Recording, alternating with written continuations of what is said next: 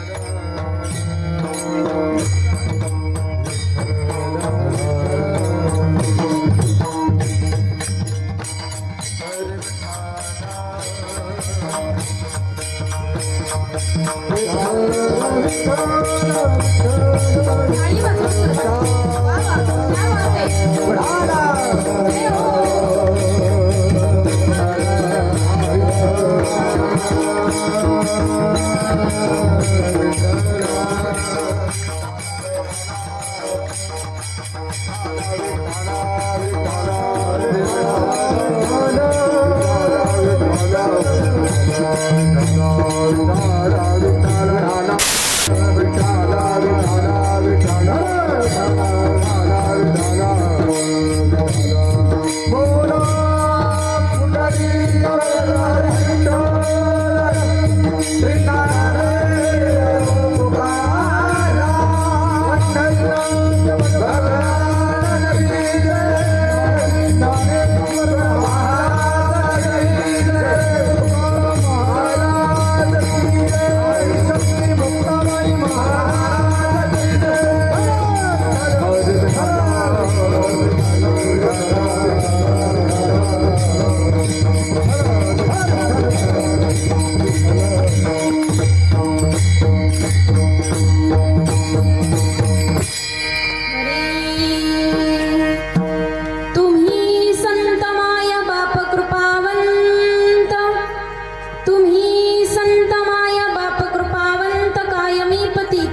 जीवाणू अवतार तुम्हा धराया कारण उद्धाराया जन जड जीवा वाढावया सुख भक्ती भाव धर्म वाढावया सुख भक्ती भाव धर्म कुळाचार नाम विठोबाचे अवतार तुम्हा धराया कारण उद्धाराया जन जड जीवा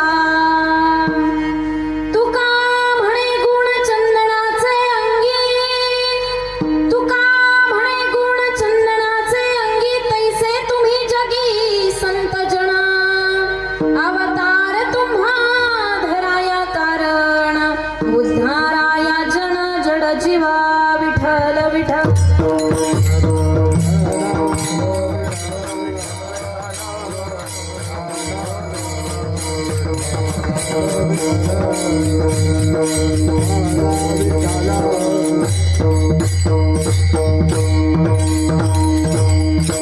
आता वंदू रंग भूमिका कीर्तनी उभी होते लोका टाळ मृदंग श्रोते देखा तया माझे नमन दंडवत ऐसे नमन करोणी सकळा हरी कथा बोली बोबडिया बोला अज्ञान म्हणूया पुलिया बाळा चालवी सकळा नामा म्हणे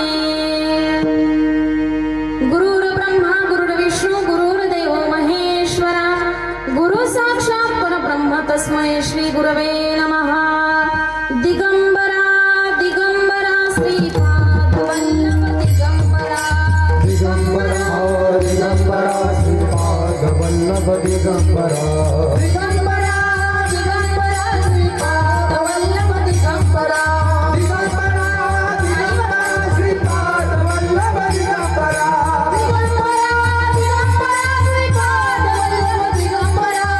दिगंबरा दिगंबरा श्रीपाद वल्लभ दिगंबरा दिगंबरा दिगंबरा श्रीपाद वल्लभ दिगंबरा दिगंबरा श्रीपाद वल्लभ दिगंबरा दिगंबरा दिगंबरा श्रीपाद वल्लभ दिगंबरा दिगंबरा दिगंबरा श्रीपाद वल्लभ दिगंबरा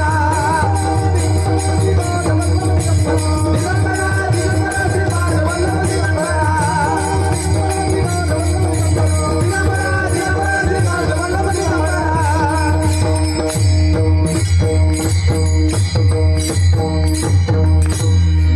दिगंबरा दिगंबरा श्रीपाद वल्लभ दिगंबरा जिथे ज्ञान विज्ञान संजीव होते जिथे योग विद्येस सामर्थ्य येते जिथे मानवाला मिळे मोक्ष गाथा तुझ्या पायरीसी सदा नम्र माथा नवे फूल अश्वत्थ वृक्षास आले जिथे गीत ओवी सवे वेद झाले तुझ्या शब्द शब्दात सायुज्यनाथा तुझ्या पायरीसी सदा नम्र माथा तुझ्या मंदिरी आर्त जीवा सतृप्ती तुझ्या दर्शने लोक स्वानंद घेती श्रुती धन्य झाल्या तुझे गीत गाता तुझ्या पायरीसी सदा नम्र माथा महायोग पीठे तटे भीमरत्नम वरम पुंडलिकाय दातृं मुनीन्द्रे समागत्य तिष्ठं तमानंद कंदम परब्रह्मलिंगम भजे पांडुरंग पांडुरंग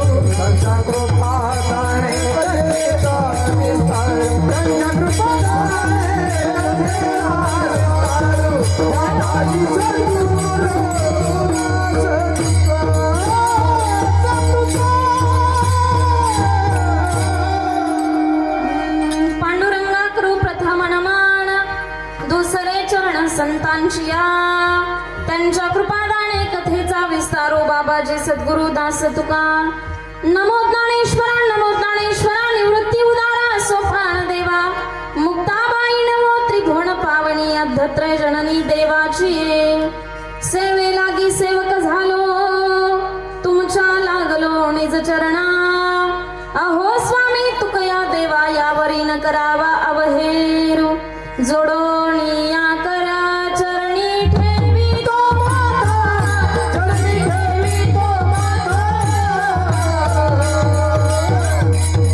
परितारी विनंती माझी पंढरी नाथा परितारी विनंती माझी पंढरी नाथा जोडोनी या करा चरणी ठेवी तो माता परितारी विनंती माझी पंढरी नाथा परितारी विनंती माझी पंढरी नाथा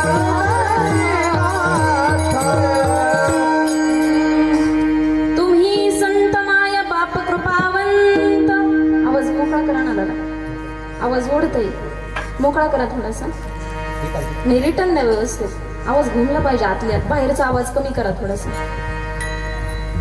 करण्याचा आवाज कमी करा आणि तो व्यवस्थित द्या हरी तुम्ही संत माय बाप कृपावंत कायमी पतित कीर्ती वाणू अवतार तुम्हा धराया कारण उद्धाराया जन जड जीवा प्रस्तुत प्राप्त प्रसंग कीर्तन रूपी सेवेकरता निवडलेला अभंग आनंद कंद करुणा वरुणाने भगवान पंढरीश पांडुरंग परमात्मा ज्ञानेश प्रिय संत जगद्गुरु तुकोबाराय आणि ज्या काळामध्ये राजा रामदेवराय राज्य करत असताना राजा प्रजेच्या मनासारखं वागत होता प्रजा राजाच्या मनासारखं वागत होती राम राज्य ही निर्माण झालं आणि विश्वनियंताला अवतार घ्यावा असा वाटला म्हणून विश्वनियंतानं खाली डोकावून पाहिलं मुकुटातला मणी गळाला आणि 16 वर्षाचं एक बालक पाठीचा ताट कणा करून उभं राहिलं थाप द्या दादा पाठीचा ताट कणा करून उभं राहिलं 700 श्लोकांवरती 9000 ओव्या लिहिल्या आणि 700 श्लोकांवरती 9000 ओव्या लिहित असताना अमृताचं पान तुम्हा आम्हाला दिलं ईश्वरीय ज्ञान संजीवन ज्ञानेश्वरी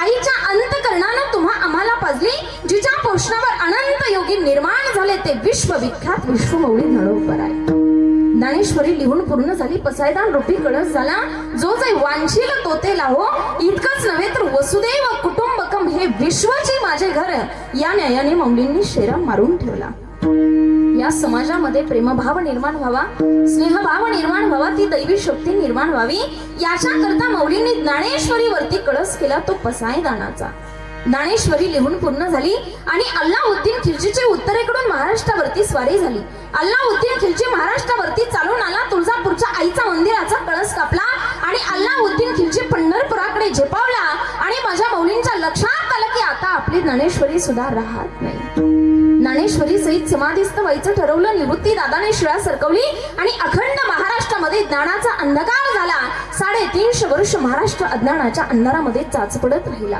350 वर्ष महाराष्ट्र एकाच असतेने बघत होता कोणी एका जन्माला येतो का कुणी तुका जन्माला येतो का अरे कुणी ज्ञाना जन्माला येतो का कुणी नामा जन्माला येतो का 350 वर्ष झाले भक्ती म्हातारी झाली विवेक वैराग्य अवतार घेणं सगळीकडे अधर्म झाला आणि विश्वनियंताच्या लक्षात आलं की पुन्हा एकदा अवतार घेणं गरजेचं आहे विश्वनियंतानं पुन्हा एकदा खाली डोकावून पाहिलं मुकुटातला दुसरा मणी गळाला आणि दक्षिण वाहिनी इंद्रायणीच्या तटावरती देहू नगरामध्ये 42 वर्षाचं भक्तीचं गारुड उभं राहिलं 4500 अभंग तो इंद्रायणीचं कार्पण्य धुवून गेलं. पंढरीनाथाला खेळ्या भेटला.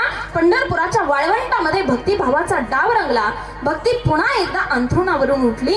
भक्तीचा एका बाजूचा हात विवेकानं धरला, एका बाजूचा हात वैराग्यानं धरला आणि भक्ती महाराष्ट्र, सौराष्ट्र, प्रांत, कर्नाटक सगळीकडे फिरून आली. महाराष्ट्रामध्ये आल्यानंतर महाराष्ट्रातल्या माणसांची मन संस्कारित झाली. तुकोबरायांनी गायलेल्या प्रसवलेल्या अभंगाद्वारे कीर्तनकार गावोगावी कीर्तन करू लागली. इतकंच नव्हे तर गळ्यामध्ये तुळशीच्या माळा आल्या, कपाळाला गोपी चंदन टिळा आला आणि हृदयामध्ये वैष्णवांच्या बद्दल कळवळा निर्माण झाला. हे कोणामुळे शक्य झालं तर जगद्गुरु तुकोबरायांमुळे.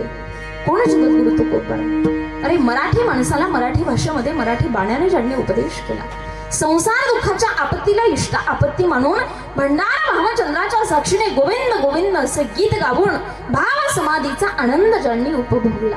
ढोंगी साधू संतांचे धिंडवडे काढत वैराग्याची दगदगीत पताका ज्यांनी फडकवली. इंद्रायणीचं पाणी पिऊन ज्यांची वाणी तृप्त झाली, ज्यांच्या रसवंतीला वसंताप्रमाणे बहर आला. भंडारा भामचंद्र बोरावड्याला ज्यांनी भवन मांडलं, वृक्षवल्लीनं सोयरं मांडलं, दगडाचे टाळ केले, पक्षांना सुस्वराने भजन आळवायला लावलं. इतकंच नाही तर मैबाप 4200 अभंगाची निर्मिती करताना प्रत्येक अभंगाकडे ज्यांनी पातिव्रत्य भावनेने पाहिलं. लक्षपूर्वक ऐका मायबापांनो, गाथा समजून घेताना किंवा गाथेतील अभंग समजून घेताना गाथा इतकी सर्वसामान्य नाही की जी कोणालाही समजावी. गाथा समजून घेताना गाथाचं 3 टप्प्यामध्ये चिंतन करावं लागेल. गाथाचा नंबर 1 चा टप्पा, संतप्त भूतकाळाकडून संतृप्त वर्तमान काळाकडे प्रवास करत असताना संतांचा भूतकाळ हा आपला वर्तमान काळ असला पाहिजे आणि आपल्या संतांचा वर्तमान काळ हा आपला भविष्य काळ असला पाहिजे. त्याच्याशिवाय आपल्याला मुक्कामाच्या ठिकाणापर्यंत पोहोचता येणार नाही. नवे त्याच्याशिवाय आपल्याला गाथा ही समजणार नाही. याच्याही पुढे जाऊन सांगू तुम्हाला गाथ्याचा नंबर 2 चा टप्पा. माझे पूर्ण पुरुषोत्तम भगवान असणारे श्रीकृष्ण निजधामाला गेले, परंतु आपला श्वास, आपला प्राण, आपलं तेज, आपलं ओज, आपलं हृदय त्यांनी श्रीमद भागवतामध्ये ठेवलं.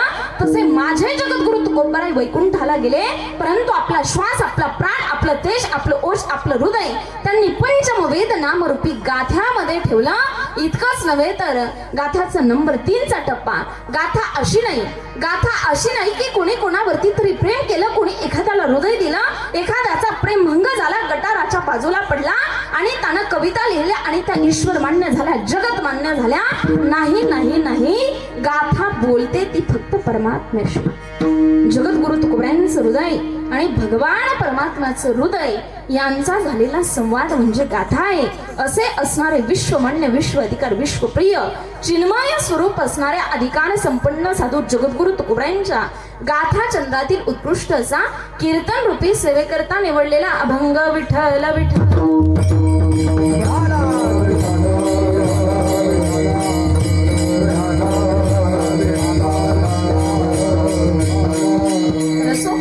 या अभंगाचा सरळ भावार्थ असा आहे. काय सांगतात बघा जगद्गुरु तुकोबराय, थोडासा आवाज वाढवा. काय सांगतात जगद्गुरु तुकोबराय या अभंगाद्वारे? तर जगद्गुरु तुकोबराय या अभंगाद्वारे साधू संतांच्या बद्दलची कृतज्ञता व्यक्त करतात. साधू संतांच्या बद्दलची कृतज्ञता व्यक्त करत असताना जगद्गुरु तुकोबराय म्हणतात की तुम्ही संत माय आहात, तुम्ही संत बाप आहात, तुम्ही संत कृपावंत आहात आणि तुमची कीर्ती निपतीत काय.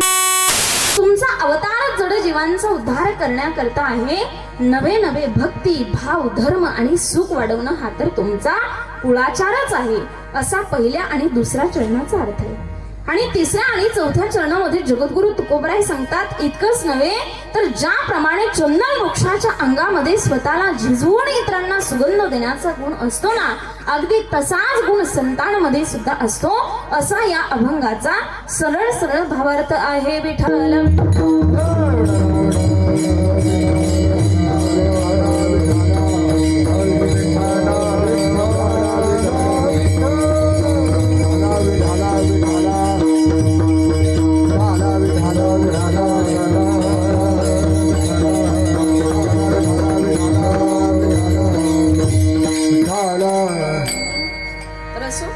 आज या ठिकाणी अल्पसा परिहार द्यायचा तो म्हणजे असा. बघा एकदा सेट करा ना व्यवस्थित. आवाज पुन्हा कमी केलाय तुम्ही, कमी नका करू आवाज. तर असो, आज या ठिकाणी अल्पसा परिहार द्यायचा तो म्हणजे असा सालावत प्रमाणात चालत असलेला हा अखंड हरिनाम सप्ताह श्री दत्त जन्मोत्सव निमित्त ज्ञानेश्वरी पारायण तथा गुरुचरित्र पारायण सोहळा मुक्काम दत्तनगर पोस्ट बेल्हे तालुका जुन्नर जिल्हा पुणे. आणि या ठिकाणी या सप्ताहातील मला वाटतं 5व्या का 6व्या दिवसाची कीर्तन रूपी सेवा माझ्या 6व्या दिवसाची कीर्तन रूपी सेवा माझ्या पामराच्या वाट्याला आली. ती ज्यांच्यामुळे आली, ज्यांच्यामुळे खऱ्या अर्थाने हा संपर्क माझ्याकडे करण्यात आला, ही संधी मला प्राप्त झाली. नवे ही सेवा ज्यांच्याकडून माझ्याकडे सुपूर्त करण्यात आली ते असणारे निलेश दादा आवटी, त्याचप्रमाणे देशमुख काका असतील, त्यांच्या सौभाग्यवती असतील, त्यांचा संपूर्ण परिवार, गौरीताई असतील, या संपूर्ण परिवाराच्या माध्यमातून ही सेवा माझ्याकडे सुपूर्त करण्यात आली. खरोखर त्यांना द्यावेत तेवढे धन्यवाद कमी आहेत. खरोखर त्यांनी इतकं सुंदर स्वागत त्यांच्या घरी केलं. दादा, खरोखर आम्ही संत नाहीत, परंतु संतांचं जसं स्वागत करावं तसं तुम्ही स्वागत केलं. खरोखर तुम्हाला द्यावेत तेवढे धन्यवाद कमी आहेत. त्याचप्रमाणे या ठिकाणी ही सेवा करण्याची संधी मला प्राप्त झाली ना, हे मी माझं परमभाग्य समजते. बघा, परमभाग्य शब्द आपण त्यावेळेला वापरत असतो ज्यावेळेला खऱ्या अर्थाने आपल्या जीवनामध्ये आपल्याला आत्यंतिक सुखाची प्राप्ती होत असते आणि दुःखाची निवृत्ती होत असते ना, त्यावेळेला आपण परमभाग्य शब्द वापरत असतो. आणि खऱ्या अर्थाने मला असं वाटतं, माझ्या जीवनामध्ये मला आज आत्यंतिक सुखाची प्राप्ती झाली. त्याचं कारण म्हणजे आज मी या नारदाच्या गादीवरती उभी आहे. नवे आज महाराष्ट्रभर मी ज्या कारणामुळे कीर्तन करते त्याचं कारण म्हणजे माझे आई वडील आहेत आणि एका आईच्या आग्रहास्तव आज मी या नारदाच्या गादीवरती उभा आहे. निलेश दादा आवटे यांच्या आईची इच्छा होती की त्या ताईंनी मला भेटण्याकरता यावं. युट्यूबवरती त्यांनी माझं कीर्तन ऐकलं आणि कीर्तन ऐकल्यानंतर त्यांची इच्छा होती की मला भेटण्याकरता यावं आणि त्यांची भेट व्हावी. या ठिकाणी बोलवलं म्हणजे खऱ्या अर्थाने त्या आईंच्या मुळे आज या ठिकाणी मी उपस्थित आहे, म्हणून हे मी माझं परमभाग्य समजते. आणि खरोखर आज या कार्यक्रमाकरता आवर्जून उपस्थित असलेले महाराष्ट्रातील एक नामवंत कीर्तनकार तथा गायनाचार्य माझे बंधू हरिभक्त परायण संभाजी महाराज पवार तेही या ठिकाणी उपस्थित आहेत. त्यांचे ऋण व्यक्त करते. त्याचप्रमाणे कार्यक्रमाकरता हे संपूर्ण विद्यार्थी कुठल्या संस्थेतले?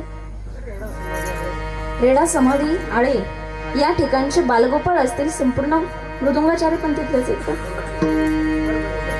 परभणी. नाव काय? नाना महाराज. त्याचप्रमाणे इकडे दुसरे मृदुंगाचार्य ईश्वर महाराज, त्यांचे ऋण व्यक्त करते.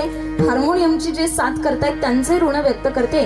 त्याचप्रमाणे साऊंड सिस्टीम वाले दादा, सुंदर अशी साऊंड सिस्टीम तुम्ही लावलेली आहे, अशी सुंदर अशी शेवटपर्यंत लावा, अशीच तुम्हाला विनंती करते. तुम्हालाही धन्यवाद देते.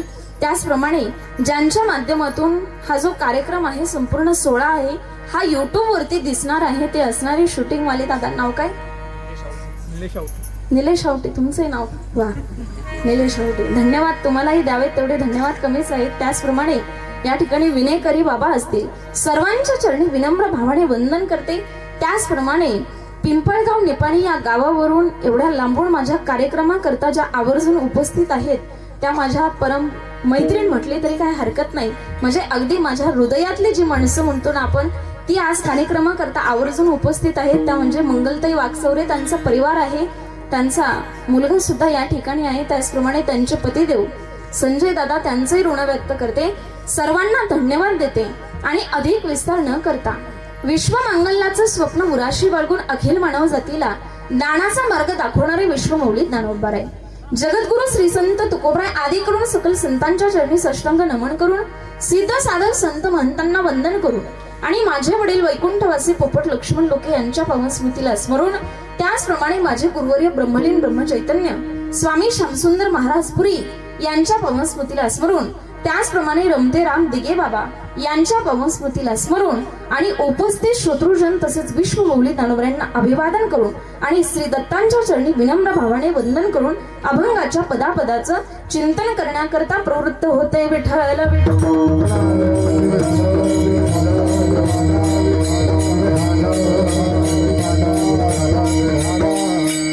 तर लक्षपूर्वक ऐका. तास सव्वा तासाच्या कालावधीमध्ये अतिशय सुंदर चिंतन मी तुम्हाला सांगणार आहे. तुम्हाला हसवण्याचा प्रयत्न अजिबात करणार नाही, कारण एवढ्या लांबून मी काही तुम्हाला हसवण्याकरता आले का? बोलत जा तुम्ही काहीतरी. कर्ज आहे का तुमच्यावरती? नाही ना? सगळ्यांचे चेहरे फ्रेश दिसले पाहिजे. एवढ्या लांबून मी काही तुम्हाला हसवण्याकरता आले का? मुळात नाही. आणि मुळात माझं प्रामाणिक मत असं आहे, कथा और कीर्तन हसने के लिए नहीं होते. माझं वाक्य लक्षपूर्वक आहे का? कथा और कीर्तन हसने के लिए नहीं होते, शुद्ध भाव से रोने के लिए होते हैं. ज्यावेळेला भगवंता करता कंठी प्रेम दाटे आणि नयनी नीर लोटे अशी अवस्था प्राप्त होत असते ना, त्यावेळेला खऱ्या अर्थाने ते कीर्तन किंवा प्रवचन सार्थकी लागत असतं. म्हणून माझं चिंतन फक्त लक्षपूर्वक आहे का? कारण कालपर्यंत तुम्ही अनेक कीर्तन प्रवचन ऐकली असतील. अगदी समाजकारणापासून राजकारणापर्यंत ते संसार कसा करावा इथपर्यंत तुम्ही ऐकलं असेल. परंतु आज मी ते तुम्हाला सांगणार नाही. मला त्याच्यामध्ये इंटरेस्ट नाही. I am not interested. मी तुम्हाला संतांचं हृदय उलगडून दाखवणार आहे आणि त्याच्याकरता माझी कीर्तन आहेत. बघा, संतांच्या अंतकरणातले भावरंग मला तुमच्यामध्ये उतरवायचे आणि त्याच्याकरता कीर्तन असावे. संतांच्या अंतकरणातले भावरंग तुमच्यामध्ये उतरवत असताना बघा, संत संत आहे. संतांचे शब्द म्हणजे वेदांसारखे आहेत, पिसाट आहेत. आणि हा जो समाज जमलाय हा काही तुमच्या माझ्या शब्दावरती जमलाय का? कोणाच्या शब्दावरती जमलाय? हा जो समाज जमलाय हा संतांच्या शब्दावरती जमलेला समाज आहे. आणि संतांचे शब्द इतके ग्रेट आहेत. बघा, आतापर्यंत ज्ञानेश्वरीला क्रॉस करून बोलणारा जन्माला आला नाही ना, त्याचं नाव ज्ञानोबराय आहे. आणि सुंदर ते ध्यान उभे विटेवरी. वाजवायचे असं तर जोरात वाजवा बरं का. टॅक्स नाही लागला त्याच्यावरती अजून. तुमच्या इकडे लागलाय का? मोकळ्या मनानं वाजवत जाणार. लक्षपूर्वक आहे का? संतांचे शब्द इतके ग्रेट आहेत. आतापर्यंत ज्ञानेश्वरीला क्रॉस करून बोलणारा जन्माला आला नाही, त्याचं ज्ञानोबराय आहे.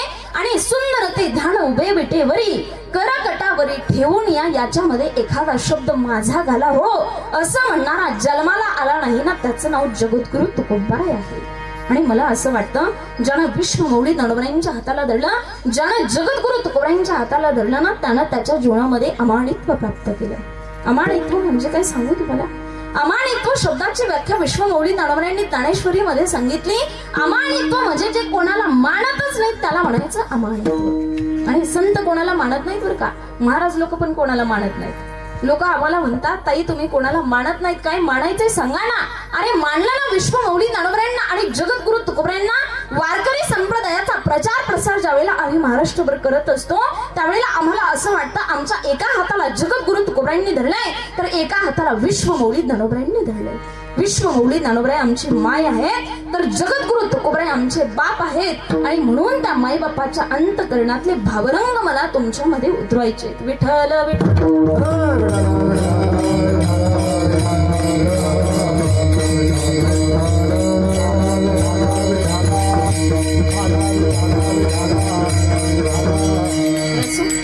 आजच्या कीर्तनाचा प्रतिपाद्य विषय असा आहे, अभंग जगद्गुरु तुकोबारायांचा आहे आणि साधू संतांच्या बद्दलची कृतज्ञता व्यक्त करणार आहे. साधू संतांच्या बद्दलची कृतज्ञता व्यक्त करत असताना जगद्गुरु तुकोबाराय म्हणतात, तुम्ही संत माय आहात, तुम्ही संत बाप आहात, तुम्ही संत कृपावंत आहात आणि तुमची कीर्ती मी पतीत काय मानू. या ठिकाणी जगद्गुरु तुकोबारायांनी इतर साधू संतांना माय बापाची उपमा दिली. मला असं वाटतं, जगद्गुरु तुकोबारायांनी ही जी माय बापाची उपमा दिलेली आहे ना, ती विश्वमौली ज्ञानोबरायांना दिलेली असावी. नवे नवे दिलीच आहे. कारण जगताच्या पाठीवरती असे एकमेव संत आहेत की ज्यांना संपूर्ण विश्वाची माऊली म्हटलं गेलंय. नवे नवे संपूर्ण ज्ञानराज माझी योगाची माऊली. ज्ञानराज माझी योगाची माऊली.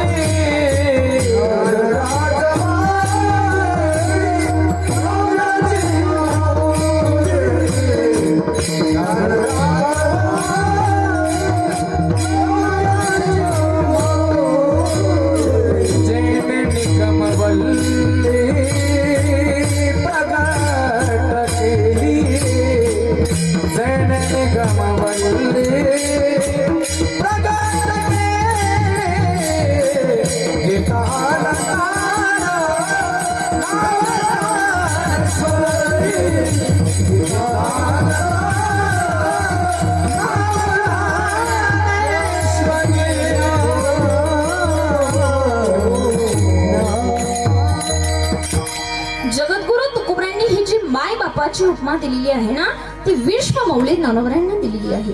कारण जगताच्या पाठीवरती असे एकमेव संत आहेत की ज्यांना संपूर्ण विश्वाची माऊली म्हटलं गेलंय. म्हणून नाथ बाबा सुद्धा वर्णन करतात, साधकाचा माय बाप दरोशने हरिताप, सर्वाभूती सुखरूप ज्ञानोबा माझा.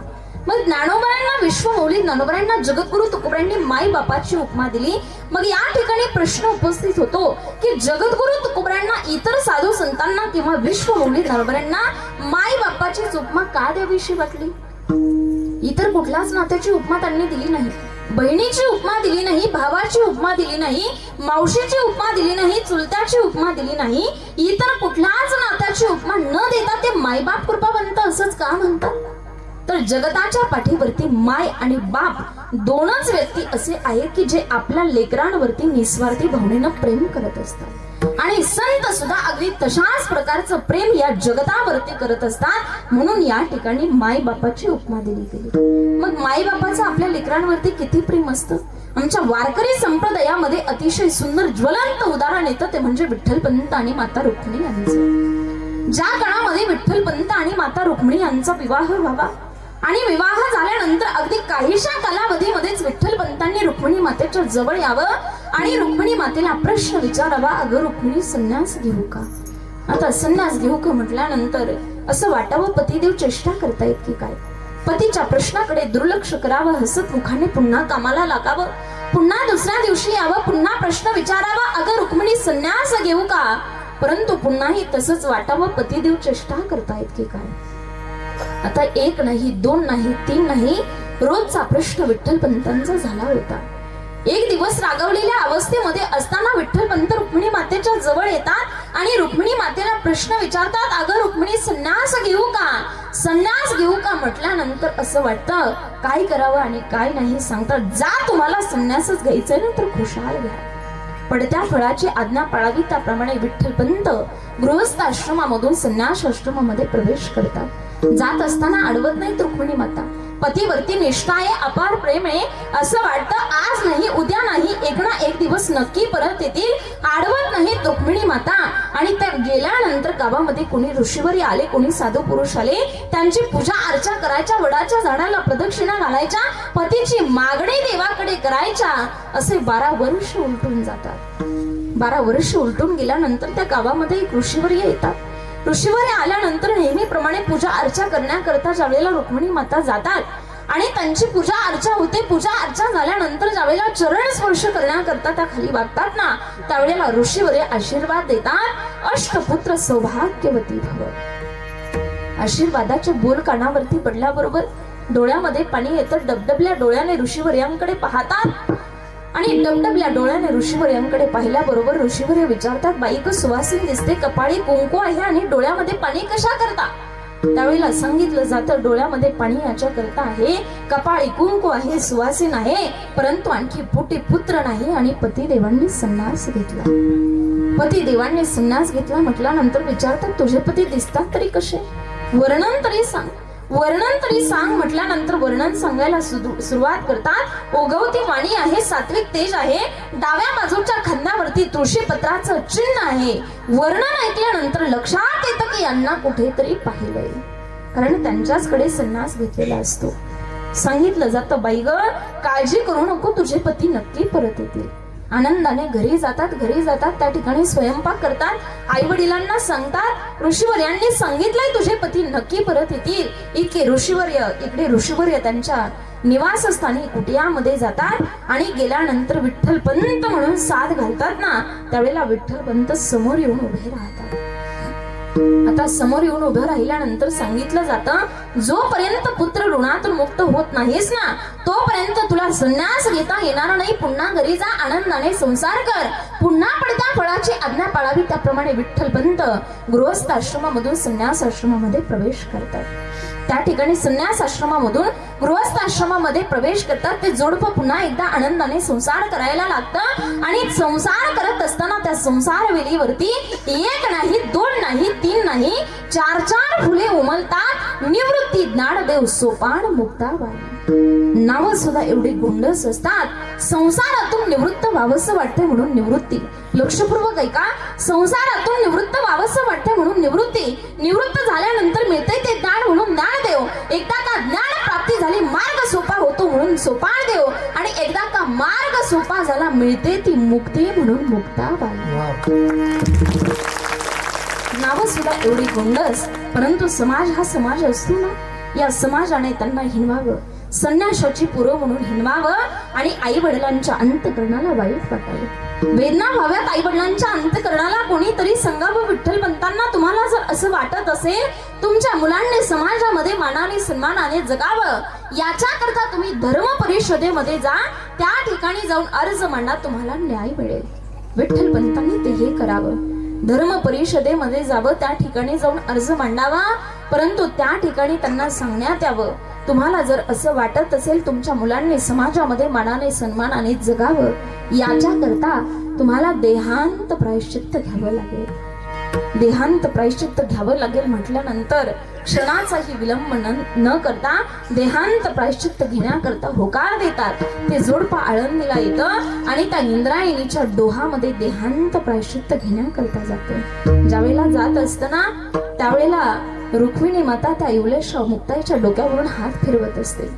इवल्याशा मुक्ताईच्या डोक्यावरून हात फिरवते. उद्या माझी मुक्ता आई म्हणून कोणाला हात मारेल. त्या ज्ञानदाच्या डोक्यावरून हात फिरवते. उद्या माझा ज्ञानदा बाबा म्हणून कोणाला हात मारेल. आणि डोळ्यामध्ये पाणी असतं रुक्मिणी मातेच्या.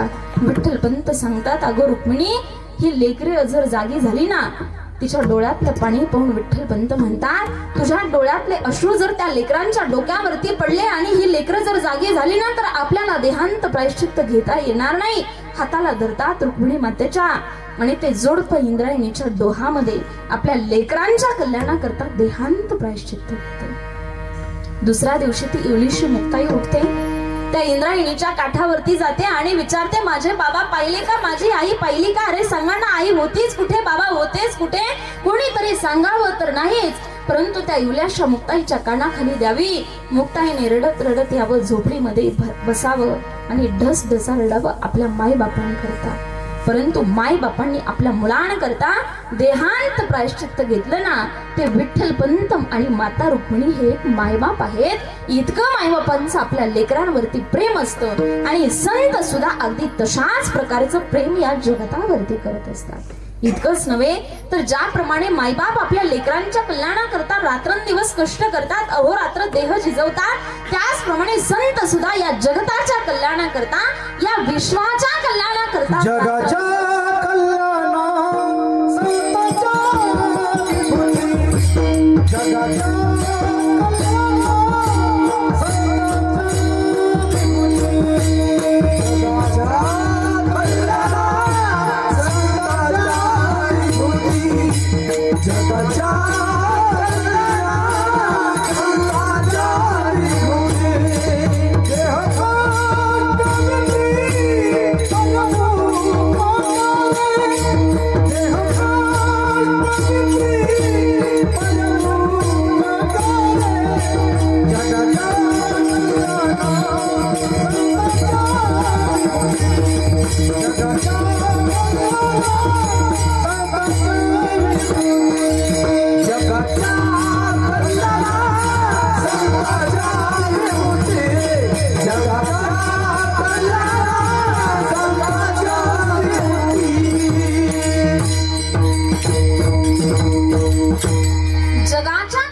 संतांच्या विभूती देह कष्टविती परोपकारी. मायबापाप्रमाणे रात्रंदिवस संत या जगताच्या कल्याणाकरता, या विश्वाच्या कल्याणाकरता कष्ट करत असतात. म्हणून जगद्गुरु तुकोबराय त्यांना मायबापाची उपमा देतात. आणि मायबापाची उपमा देत असताना ते स्वतःला पतित म्हणून घेतात. वास्तविक पाहता ज्या ठिकाणी जगद्गुरु तुकोबराय स्वतःला पतित म्हणून घेतात, त्या ठिकाणी जगद्गुरु तुकोबराय पतित आहेत का? त्या ठिकाणी जगद्गुरु तुकोबराय पतित नाहीत. तुम्ही आम्ही सर्वसामान्य जीव पतित आहोत. परंतु जगद्गुरु तुकोबराय स्वतःला पतित म्हणून घेतात ना, हा त्यांच्या मनाचा मोठेपणा आहे. कारण संतांचं अंतकरण तितकं उदार असतं. संत उदार उदार भरले अनंत भांडार. संतांचं अंतकरण तितकं उदार असतं आणि संतांच्या आपल्यावरती इतकी उपकार आहेत की त्या उपकाराचं वर्णन आपण करू शकत नाही. नवे नवे त्या उपकारातून आपण उतराई सुद्धा होऊ शकत नाही, इतके उपकार आपल्यावरती आहेत. काय सांगू आता, संतांचे उपकार मज निरंतर जागविती. रात्रंदिवस माईबापाप्रमाणे जागवण्याचं काम संत आपल्याला करत असतात. म्हणून या ठिकाणी जगद्गुरु तुकोबराय त्यांना माई बापाची उपमा देतात. मग या ठिकाणी प्रश्न उपस्थित होतो की जगद्गुरु तुकोबराय विश्वमौली ज्ञानोबरायांना मायबाप कृपावंत म्हणतात. मग विश्वमौली ज्ञानोबरायांचे असे कुठले संप्रदायावरती उपकार आहेत की त्यांना मायबाप कृपावंत म्हणावंसे वाटलं? तर बघा, मातेचा स्वभाव असतो आपल्या लेकरांना प्रेमाने जवळ घेणारी, आपल्या लेकरांना प्रेमाने कुशीमध्ये घेणारी, आपल्या लेकरांना प्रेमाने घास भरवणारी. अरे विश्वमौली ज्ञानोबराय तेच करतात ना. आजही आळंदीमध्ये जे साधक आहेत त्याच्यातला एकही साधक उपाशी राहत नाही. ही विश्वमौली ज्ञानोबरायांची कृपा आहे. इतकंच नव्हे तर जे आळंदीमध्ये साधक आहेत त्या सगळ्या साधकांना मला असं वाटतं विश्वमौली ज्ञानोबरायांनी आपल्या कुशीमध्ये घेतलेलं आहे. इतकंच नव्हे तर पित्याचा स्वभाव असतो आपल्या नावावरची संपत्ती आपल्या लेकरांच्या नावावरती करून देणं. संत सुद्धा आपल्या नावावरची परमार्थ रूपी संपत्ती साधकाच्या नावावरती करून देत असतात. म्हणून या ठिकाणी बापाची उपमा दिलेली, मायबाप कृपावंत म्हटलं गेलं. इतकंच नव्हे तर ज्यावेळेला विश्वमौली ज्ञानोबरायांची ज्ञानेश्वरी लिहून पूर्ण होते त्यावेळेला ज्ञानेश्वरीच्या शेवटी काय मागतात ते देवाकडे? स्वतःचं सुख मागतात का? स्वतःचं सुख नाही मागत देवाकडे. अरे आयुष्यभर ज्यांनी स्वतःचं जीवन अनाथ म्हणून समर्पित केलं ना ते आई वडील नाही मागत देवाकडे. बहिणीचं सुख नाही मागत देवाकडे. मग काय मागतात? जे घांची व्यंकटी सांडो तया सत्कर मिरती वाढो. देवा, ज्या लोकांनी मला माझ्या आयुष्यामध्ये त्रास दिला ना देवा त्यांचा दुर्जनपणा जाऊ दे आणि त्यांना सद्बुद्धी दे. देवा त्यांना सद्बुद्धी दे. अशा प्रकारचं निरागस भावनेचं निस्वार्थी भावनेचं मागणं संत देवाकडे मागत असतात. मायबाप सुद्धा आपल्या लेकरांकरता या देवाकडे अशाच प्रकारचं निस्वार्थी भावनेचं निरागस अंतकरणाचं मागणं मागत असतात. आणि म्हणून जगद्गुरु तुकोबराय त्यांच्याबद्दलची कृतज्ञता व्यक्त करत असताना स्वतःला पतित म्हणून घेऊन त्यांना मायबाप कृपावंत म्हणताना त्यांची कृतज्ञता व्यक्त करतात. अभंगाचं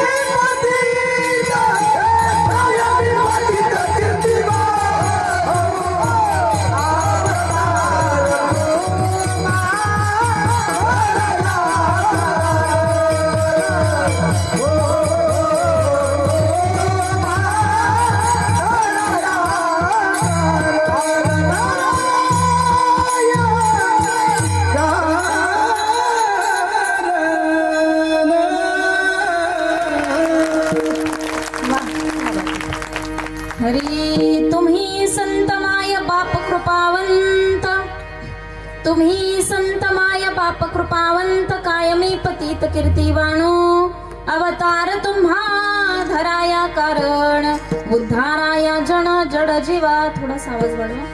तर जगद्गुरु तुकोबाराय या अभंगाद्वारे साधू संतांच्या बद्दलची कृतज्ञता व्यक्त करत असताना त्यांना माय बापाची उपमा देतात आणि पुढे जगद्गुरु तुकोबाराय साधू संतांच्या अवताराचं कारण सांगतात. साधू संत अवताराला येतात कशा करता तर बघा, आपल्या संस्कृतीने देवाच्या अवताराचं कारण सांगितलं, संतांच्या अवताराचं कारण सांगितलं आणि तुमच्या आमच्या जन्माचं कारण सांगितलं. लक्षपूर्वक ऐका, मी तुम्हाला देवाच्या अवताराचं कारण सांगते, संतांच्या अवताराचं कारण सांगते आणि तुमच्या आमच्या जन्माचं कारण सांगते. देवाच्या अवताराकडून मी तुम्हाला संतांच्या अवताराकडे घेऊन जाणारे. फक्त लक्षपूर्वक ऐका, देवाचा अवतार कशा करता आहे तर धर्म रक्षावया अवतार घेसी आपुल्या पाळीसी भक्तजन किंवा यदा यदा ही धर्मस्य ग्लानिर्भवति भारतम अभ्युत्थानम धर्मस्य तदात्मानं सृजन्यम्. ज्या ज्या वेळेला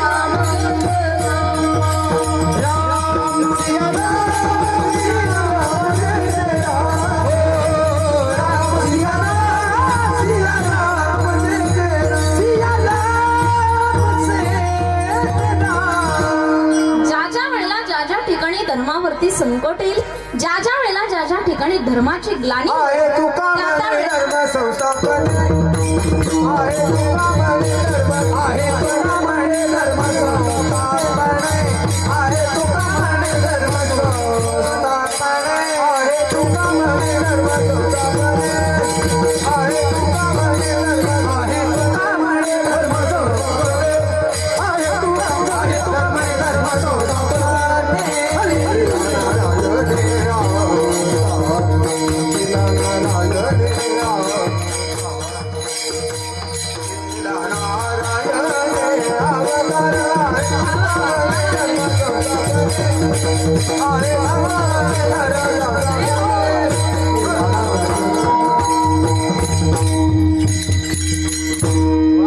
अतिशय समर्पक प्रमाण महाराजांनी दिलं. ज्या ज्या वेळेला ज्या ज्या ठिकाणी धर्मावरती संकट येईल, ज्या ज्या वेळेला ज्या ज्या ठिकाणी धर्माची ग्लानी होईल, त्या त्या वेळेला त्या त्या ठिकाणी मी अवतार घेईल, अवतीर्ण होईल, असा देवाचा अवतार सांगितला. मग देव अवतार कसा घेतो आपला धर्म निभावण्याकरता? लक्षपूर्वक ऐका, तुम्हाला उदाहरण सांगते.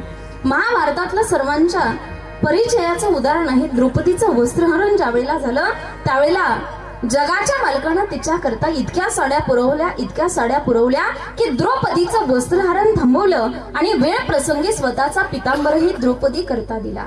याच्या पुढे जाऊन तुम्हाला दुसरा दृष्टांत सांगते की देव आपला धर्म कसा निभावतो. लक्षपूर्वक ऐका.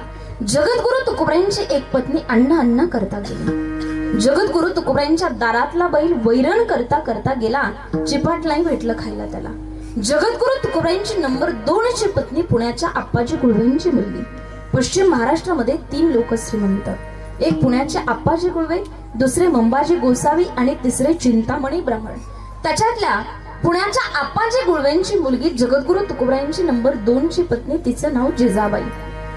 विवाह संपन्न झाला आणि विवाह संपन्न झाल्यानंतर जगद्गुरु तुकोबारायांची जिजाबाई त्या ठिकाणी श्रीमंत बापाच्या घरी दीपावलीच्या सणाला गेली. आता दीपावलीच्या सणाला गेल्यानंतर 4-5 दिवसाचा दीपावलीचा सण असतो. तो 4-5 दिवसाचा सण झाला आणि भाऊबीजेच्या दिवशी दुपारी बहिणीनं भावाला सांगितलं, दादा आता मला नेऊन घाल, आता मला नेऊन घाल. म्हटल्यानंतर कागद आई आणखी 8-10 दिवस राहा, 8-10 दिवस राहा म्हटल्यानंतर बहिणीनं सांगितलं, माझ्या दादा माझ्या मालकाची जेवणाची व्यवस्था नाही. म्हटली मालकाची जेवणाची व्यवस्था नसल्यानंतर सण झाला की लगेच निघून येते ना, तिला पतिव्रता म्हणतात बरं का. आणि मालकाची जेवणाची अडचण असली तरी माहेरात बसून जी लाडू खाते ना तिला अवदास म्हणतात. तुमच्यामध्ये कोण कोण आहेत मला पाहिल्या की कळतात बरं, पण आपण नको करायला विनाकारण. अशा पतिव्रता जिजाबाई होत्या आणि पतिव्रता स्त्रीमध्ये फार मोठी ताकद असते. तुका म्हणे पतिव्रता तिची देवावरी सत्ता. अशा पतिव्रता जिजाबाई होत्या आणि एका पतिव्रता स्त्रीनं 3.5 घंटे सूर्य थांबवला होता. तिचं नाव लोपामुद्रा. 3.5 घंटे सूर्य थांबवला, इतकी ताकद पतिव्रता स्त्रीमध्ये होते आणि अशा पतिव्रता जिजाबाई होत्या. सण झाल्यानंतर बाबाला सांगितलं, दादा आता मला नेऊन घाल. जगद्गुरु तुकोबांच्या सासऱ्याकडे एक श्याम नावाचा गडी होता. त्या श्याम नावाच्या गड्यानं डमणी झोपली. सुंदर असे रेशमाचे पडदानेत राजहंसाच्या पंखाची गादी आहे आणि ती डमणी सजवल्यानंतर त्या डमणीमध्ये बहीण आणि भाऊ बसले. आता बहीण आणि भाऊ बसल्याच्या नंतर त्या ठिकाणी ती डमणी देहूकडे हकलली. देहूकडे हकलल्याच्या नंतर अगदी अशीच बरं का, सुंदर अशी डमणी देहूकडे हाकलली आणि देहूत प्रवेश केल्याच्या नंतर त्या ठिकाणी मोठाल्या लोकांचे वाडे चालू झाले. मोठाले लोक जे सप्त्याला वर्गणी देत नाहीत ना, अशा मोठाल्या लोकांचे वाडे चालू झाले आणि मोठाल्या लोकांचे वाडे चालू झाल्यानंतर भावानं बहिणीला विचारलं, ताई याच्यातला तुझा कोणता वाडा आहे? तुझा कोणता वाडा आहे म्हटल्यानंतर बहिणीनं सांगितलं, माझ्या दादा याच्यामध्ये माझा वाडा नाही. डमणी पुढे हाकल म्हटली. पुढे गेल्यानंतर सांगते माझा वाडा कुठे.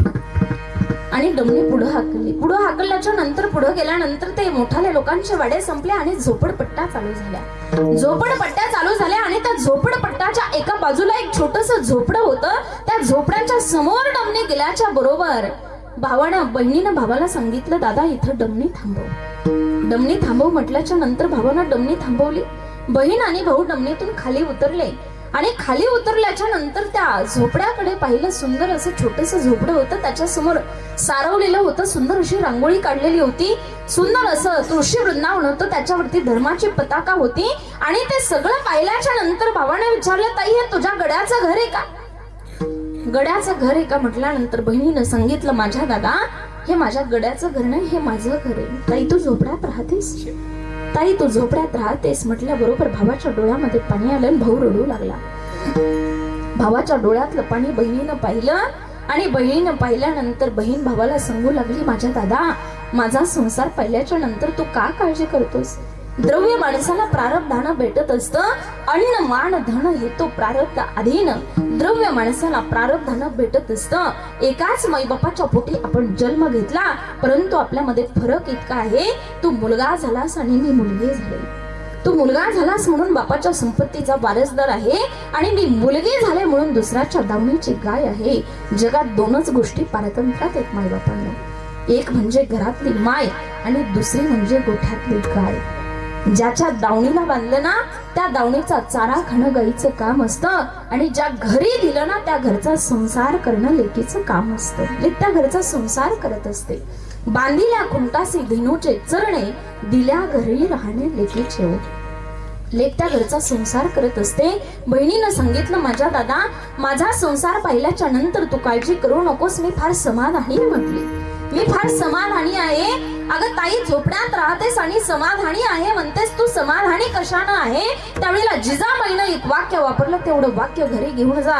जिजाबाई म्हणते, माझ्या दादा ऐक ना, अरे माझ्या पायात मोडलेला काटा काढायला पंढरपुरातलं पळत येतंय. हे जर माझी योग्यता असेल तर माझ्या पतीची काय योग्यता?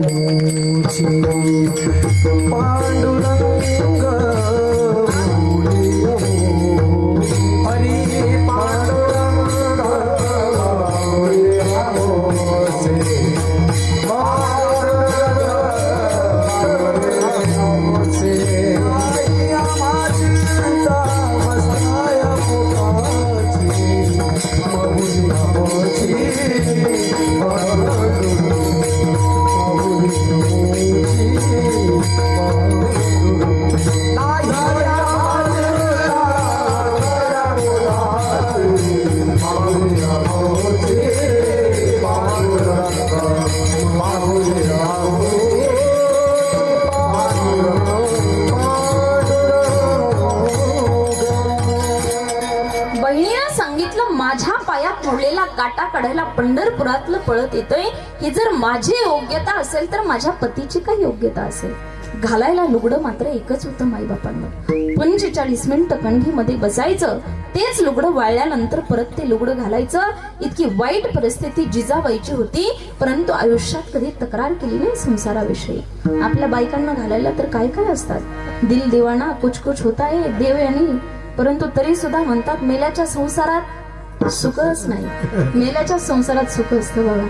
अशा पतिव्रता जिजाबाई होत्या. तितक्यात भावाला पहिला पाणी दिलं. पहिला पाणी दिल्याच्या नंतर भाऊ पाणी पिऊ लागला आणि लोटक्यात पाणी दिल्याच्या नंतर भाऊ मनामध्ये विचार करू लागला, आपल्या बापाच्या घरी गड्याला पाणी पहिला चांदीचे बुटकेत आणि त्याची लेक लोटक्यात पाणी पिते. हे तिच्या जीवनातलं प्रारब्ध आहे बघा. प्रारब्ध असतं माणसाच्या जीवनामधलं. आपल्याला पाय द्यायचे की नाही द्यायचे हे ज्याच्या हातामध्ये आहे ना, त्याची बायको 14 वर्ष बिना चप्पलची होती. हे तिच्या जीवनातलं प्रारब्ध आहे. प्रारब्ध असतं माणसाच्या जीवनामधलं. आणि पाणी पिता पिता भावाचं लक्ष चुलीकडे गेलं. त्या चुलीवरती इतीत गवत उगवलेलं होतं. आता ते इतीत गवत उगवलेलं पाहिलं आणि पाहिल्याच्या भाऊ विचार करू लागला, इतीत गवत उगवले म्हटल्यानंतर चूल कधी पेटली असेल. बहिणीला विचारलं, ताई चूल कधी पेटली होती. चूल कधी पेटली होती म्हटल्यानंतर बहिणीनं सांगितलं, माझ्या दादा 1 महिना झालं चूल पेटली नाही. 1 महिना झालं चूल पेटली नाही. मग तुम्ही खाल्लं काय. खाल्लं काय म्हटल्यानंतर खाल्ल्याशिवाय जगलो का रे दादा, काहीतरी खाल्लं असेल ना. परंतु 1 महिना झालं चूल पेटली नाही हेही खरंय, तुम्ही काहीतरी खाल्लं हेही खरंय. मग तुम्ही खाल्लं काय. त्यावेळेला बहीण सांगू लागली, एका श्रीमंत माणसाच्या बांधावरती एक उमराचं झाड पिकलेलं आहे. रोज सकाळी जाते, टोपली भर उमर त्या झाडाचे घेऊन येते. सकाळपासून संध्याकाळपर्यंत उमर खाऊन दिवस काढतोय. माझ्या दादा 1 महिना झालं चूल पेटली नाही. आता मात्र भाऊ ढसढसा रडू लागला. भावाला त्या संसाराची अवस्था पाहवली नाही. भाऊ परत जाण्याकरता डमणीमध्ये बसला आणि डमणीमध्ये बसल्याच्या नंतर बहिणीला काहीतरी द्यावं म्हणून खिशामध्ये हात घातला. खिशात हात घातला तशा सस्तगीला त्याच्या खिशामध्ये 5 रुपये सापडले. ते 5 रुपये जगद्गुरु तुकोबरायांच्या त्या मेवण्याने जिजाबाईला द्यायला लागला. आता जिजाबाईला देत असताना जिजाबाईनं सांगितलं, माझ्या मालकाला दुसऱ्याचं घेतलेलं आवडत नाही. म्हटलं नको मला हे पैसे. काय करायचं माझे दादा, मला हे पैसे नको. नको म्हटल्यानंतर भावानं सांगितलं, भाऊबीजेची भेट म्हणून तरी ठेव. भाऊबीजेची भेट म्हणून तरी ठेव म्हटल्यानंतर ते पैसे घेतले. ते 5 रुपये एका श्रीमंत माणसाकडे दिले. त्या 5 रुपयाच्या 35 किलोचे 3 मिरच्याचे पोते जगद्गुरु तुकोबरायांच्या सासऱ्यानं एक श्याम नावाचा त्या ठिकाणी बैल दिला होता. त्या बैलाच्या पाठीवरती 3 मिरच्याचे पोते टाकले आणि जगद्गुरु तुकोबराय एका श्रीमंत गावामध्ये मिरच्या विकण्याकरता गेले. आता मिरच्या विकण्याकरता गेले असताना त्या गावामध्ये मंदिराच्या समोर मिरच्या विकायला बसले. गावातले लोक याचे मिरच्या घेऊन जायचे, परंतु पैसे काय जगद्गुरु तुकोबरायांना कोणी देत नव्हतं. कुणी म्हणायचं मालकाकडे पाठवून देईन, कुणी म्हणायचं गड्याकडे पाठवून देईन, कुणी म्हणायचं मिरच्या घेऊन जातो परत आणून देईन, परंतु जगद्गुरु तुकोबरायांना पैसे काय कोणी दिले नाही. एक बाई तर जगद्गुरु तुकोबरायांना अशी भेटली, मिरच्या विकत घेतल्या. मिरच्या विकत घेतल्यानंतर जगद्गुरु तुकोबरायांना म्हणते पैसे मालकाकडे पाठवून देईल. कपाळाला मात्र बुका होता. लक्षात आलं तुमच्या. ज्यांना कळलं त्यांना धन्यवाद, ज्यांना नाही कळलं ते काल्याच्या दिवशी प्रसाद घेऊन जा. कपाळाला मात्र बुका होता आणि म्हटली मालकाकडे पाठवून देईन. परंतु जगद्गुरु तुकोबरायांच्या अंतकरणातला भाव इतका निस्वार्थी होता. जगद्गुरु तुकोबराय काहीच बोलले नाही आणि जगद्गुरु तुकोबरायांचे ते सगळ्या मिरच्या त्या ठिकाणी विकल्या गेल्या. जगद्गुरु तुकोबरायांकडे 1ही रुपया आला नाही. आता बैलाला काय खायला घालायचं म्हणून ते मिरच्याचे 3 मोकळे पोते होते. 3 मोकळे पोते आणि तराजू आणि काटा विकला आणि त्या बैलाकरता वैरण विकत घेतली आणि जगद्गुरु तुकोबराय घरी गेले. आता घरी गेल्याच्या नंतर जगाच्या मालकाच्या विश्वाच्या मालकाच्या लक्षात आलं की आपल्या जगद्गुरु तुकोबरायांना कोणीतरी फसवलंय. जगाच्या मालकाच्या लक्षात आलं आणि जगाच्या मालकाने भगवान पंढरीश पांडुरंगानं विटेवरून खाली उडी टाकली. जगद्गुरु तुकोबरायांचा नोकर बनून त्या गावामध्ये गेले. त्या गावात गेल्याच्या नंतर जगद्गुरु तुकोबरायांचे सगळे मिरच्याचे पैसे वसूल केले आणि मिरच्याचे पैसे वसूल करून इकडे जगद्गुरु तुकोबरायांकडे आणून देत असताना त्या गावच्या पाटलाचं रूप धारण केलं. पाटीलच होता परंतु पंढरपूरचा विठो पाटील होता. त्या पाटलाचं रूप धारण केलं आणि जगद्गुरु तुकोबरायांकडे पैसे दिले. पैसे देऊन घराच्या पाठीमागे जाऊन विश्वाचे मालक गुप्त झाले आणि थोड्या वेळानंतर त्या गावातले 10-5 लोक जगद्गुरु तुकोबरायांकडे आले आणि जगद्गुरु तुकोबरायांना सांगितलं की तुमचा नोकर आमच्या गावामध्ये येऊन त्यानं भांडणं करून तुमच्या मिरच्याचे पैसे वसूल केले. त्यावेळेला जगद्गुरु तुकोबरायांनी सांगितलं की तो तुमच्या गावचा पाटीलच होता ना. आता पाटीलच होता म्हटल्यानंतर पाटील समोरच उभा होता. तो पाटील म्हणला माझे पाटील की कोणाला देता. आता माझे पाटील की कोणाला देता म्हटल्यानंतर जगद्गुरु तुकोबरायांच्या लक्षात आलं की हा पाटील विटेवरला असावा. जगद्गुरु तुकोबराय घराच्या पाठीमाग गेले. ज्या ठिकाणी विश्वाचे मालक गुप्त झाले होते त्या ठिकाणी भगवान पंढरीश पांडुरंगाची 7 पावलं उमटलेली होती. त्या 7 पावलामधून मलया निळू चंदनाचा वास येत होता. तो वास जगद्गुरु तुकोबरायांनी घेतला आणि लक्षात आलं की हा पाटील विटेवरला आहे. घराच्या पाठीमागं जाऊन भिंतीला पाठ देऊन जगद्गुरु तुकोबराय ढसढसा रडू लागले. आणि म्हणून माझं सांगायचं तात्पर्य हे आहे, दृष्टांत संपला. जगद्गुरु तुकोबरायांवर आलेलं संकट, झालेला अधर्म तो निभावण्याकरता जगद्गुरु तुकोबरायांकरता जगाच्या मालकांनो नोकराचं रूप धारण केलं. असा देव आपला धर्म निभावत असतो. त्याचप्रमाणे संत सुद्धा आपला धर्म निभावतात. संतांच्या अवताराचं कारण काय सांगितलं बघा. तुम्हाला देवाच्या अवताराचं कारण समजलं. आता संतांच्या अवताराचं कारण सांगते. संत अवताराला येतात कशा करतात. तर संत कोणाला म्हणायचं सुरुवातीला सांगते ऐका. संत साधू किंवा महात्मा कोणाला म्हणायचं तर माया जैसे नचाती है. लक्षपूर्वक ऐका. माया जैसे नचाती है उसे जीवात्मा कहते हैं. माया जिसे नचाती है उसे जीवात्मा कहते हैं. जो माया को नचाते हैं उसे परमात्मा कहते हैं. और माया के बीच रहकर जो माया से अलिप्त रहते हैं उसे संत साधू और महात्मा कहते हैं. त्यांना खऱ्या अर्थाने संत साधू आणि महात्मा म्हणायचं जे जड जीवांचा उद्धार करतात. मग संत जड जीवांचा उद्धार कशा प्रकारे करतात तुम्हाला एक उदाहरण सांगते बघा. संतांचा अवतार त्याच्या करता आहे जड जीवांचा उद्धार करण्याकरता. कशा प्रकारे उद्धार करतात ऐका. वृंदावनातल्या नयनरम्य वातावरणामध्ये एक मोर पिसारा फुलून नाचत होता आणि त्याच्यासोबत त्याची सखी मोरणी सुद्धा होती. आता आनंदाने ते मोर आणि मोरणी त्या वृंदावनातल्या नयनरम्य वातावरणामध्ये नाचत होते. नाचत असताना ती मोरणी जरा जास्तच आनंदामध्ये नाचत होती. आता नाचता नाचता तो मोर मोरणीला म्हणतो का ग मयुरी तू फारच आनंदामध्ये नाचते. तुझ्या आनंदाचं कारण तरी सांग. कारण तरी सांग म्हटल्यानंतर ती मयुरी म्हणते अरे मयुरा तो सावळा श्रीकृष्ण आहे ना. तो सावळा श्रीकृष्ण मी पाहिलाय. त्याला पाहिल्यानंतर माझ्या नेत्राची तृप्ती झाली. डोळे भरून पाहिण तुझे मुख हेची मज सुख देई देवा. या अवस्थेला मी आता प्राप्त झाले. या जगातलं दुसरं काही पाहू नये असं मला वाटतंय. तो सावळा श्रीकृष्ण मी पाहिलाय ना म्हणून मी एवढी आनंदामध्ये नाचते. त्यावेळेला तो मयूर विचारतो का ग मयुरी तो सावळा श्रीकृष्ण एवढा सुंदर आहे का. त्याला पाहिल्यानंतर तुझ्या नेत्राची तृप्ती झाली. अरे मयुरा इतका सुंदर आहे, इतका सुंदर आहे की त्याचं वर्णनच आपण करू शकत नाही. इतका सुंदर आहे त्यानं माझं मनच वेधून टाकलं. इतका तो सुंदर आहे असं म्हटल्यानंतर तो मयूर विचारतो का ग माझ्यापेक्षा सुंदर आहे का. त्यावेळेला मयुरी सांगते अरे मयुरा तुझे तर काहीच व्यथा नाही. तुझ्यापेक्षा कितीतरी पटीने सुंदर आहे म्हटलं. माझ्यापेक्षा कितीतरी पटीने सुंदर आहे. मग तो सावळा श्रीकृष्ण भेटेल तरी कुठे, दिसेल तरी कुठे, मला सांग तरी म्हटल्यानंतर मयुरीनं सांगितलं नंद बाबाच्या वाड्यासमोर जा. नंद बाबाच्या वाड्यासमोर जाऊन त्या भगवंताचं भजन कर. तो तुला नक्की भेट देईल. आता नंद बाबाच्या वाड्यासमोर गेला. त्या ठिकाणी जाऊन त्याचं सुंदरसं भजन चालू केलं. परंतु अहंकारानं जो भगवंताच्या दारामध्ये जातो ना त्याला भगवंत कधीही भेट देत नसतो. अहंकाराने त्याच्या दारामध्ये गेला, भजन करू लागला, त्याचं चिंतन करू लागला. परंतु भगवंत त्याला काही भेट देईना. तो काही बाहेर येईना. व्याकुळ झाला त्याच्या भेटी करता. आणि आता असा विचार केला की आपण प्राणत्याग करू. आता सावळा श्रीकृष्ण तर आपल्याला काही भेट देत नाही. आपण प्राणत्याग करू विचार केला आणि जाण्याकरता निघाला प्राणत्याग करण्याकरता. परंतु विचार केला एकदा मयुरीला तरी भेटून जाऊ. मयुरीकडे गेला आणि मयुरीला म्हटला अगं तुझा सावळा श्रीकृष्ण मला कितीतरी दिवस झाले भेट देत नाही. आता मी प्राणत्याग करतो. त्यावेळेला मयुरीनं सांगितलं एकदा राधेकडे जा. राधा तुला याच्यातून काहीतरी पर्याय सांगेल. राधेकडे जा म्हटल्यानंतर राधेच्या दरबारामध्ये गेला. त्या ठिकाणी भगवान पंढरीश पांडुरंगाचं भजन करू लागला. भगवान पंढरीश पांडुरंगाचं त्या ठिकाणी भगवंताचं श्रीकृष्णाचं भजन कानावरती पडल्याबरोबर राधा धावत पडत बाहेर आली आणि म्हणते कोण माझ्या कृष्णाचं भजन करतय, कोण माझ्या कानाचं भजन करतय.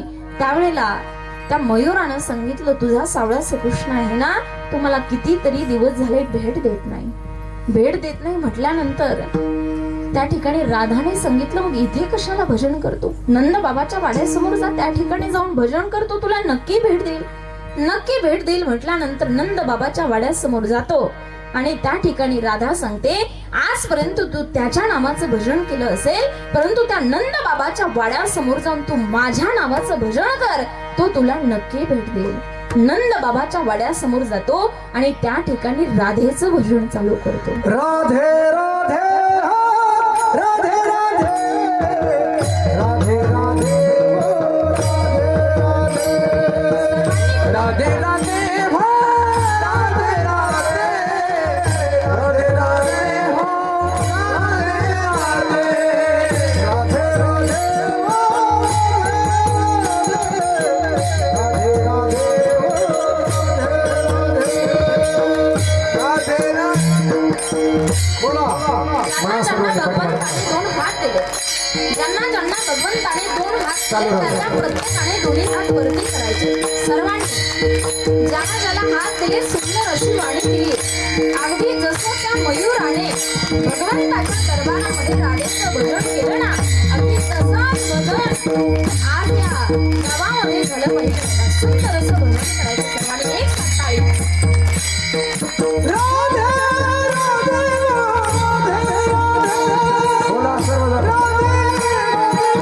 राधे राधे जय हो. राधे राधे राधे राधे राधे राधे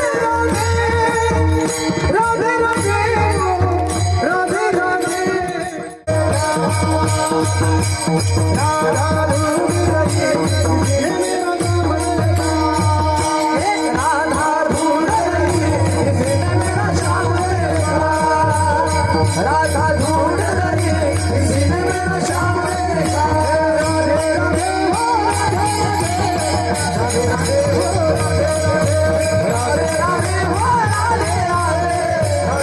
राधे राधे राधे हो, राधे राधे राधे हो, राधे राधे राधे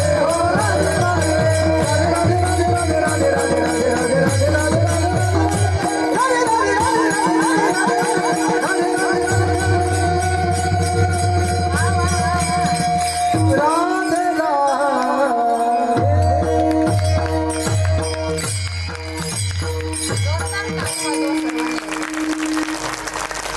सुंदर, खरोखर त्यांच्या जिभेवरती सरस्वती माता विराजमान आहे बरं. सुंदर असा आवाज आहे त्यांचा. जसं तुम्ही सुंदर असं भजन केलं ना, अगदी असंच भजन त्या मयुरानं भगवंताच्या दारामध्ये गेलं. आता राधेचं भजन केल्यानंतर भगवंत धावत पळत बाहेर आला आणि बाहेर आल्याच्या नंतर त्या ठिकाणी भगवंताला पाहिल्याबरोबर त्या मयुरानं विचार केला, काय सुंदर सौंदर्य आहे. सौंदर्य पाहिल्याबरोबर मोहून गेला आणि त्या ठिकाणी भगवंतानं सांगितलं, माझ्या भेटीकरता फार प्रतीक्षा करावी लागली ना, याच्याकरता मला काहीतरी शिक्षा द्या, याच्याकरता मला काहीतरी शिक्षा द्या. शिक्षा द्या म्हटल्यानंतर त्या ठिकाणी शिक्षा देऊ शकत नाही. त्या ठिकाणी मयुराने सांगितलं, मला तुमच्या सौंदर्यामध्ये भर घालण्याची संधी द्या. मध्ये राधा नावाची संत भेटली. परिणाम भगवान पंढरीश पांडुरंगाची प्राप्ती त्याला त्याच्या जीवनामध्ये झाली. असे संत जड जीवांचा उद्धार करत असतात.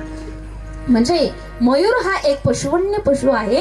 त्या पशुवन्य पशुच्या जीवनामध्ये राधा नावाची संत भेटली. राधा ही संत आहे बर का. राधेला काही पण म्हणत जाऊ नका, नाहीतर लोक काही पण नावं देतात राधेला. राधा ही संत आहे आणि ती संत त्याच्या जीवनामध्ये भेटल्यामुळे परिणाम त्याच्या जीवनाचा उद्धार झाला. अशा प्रकारे संत जड जीवांचा उद्धार करत असतात.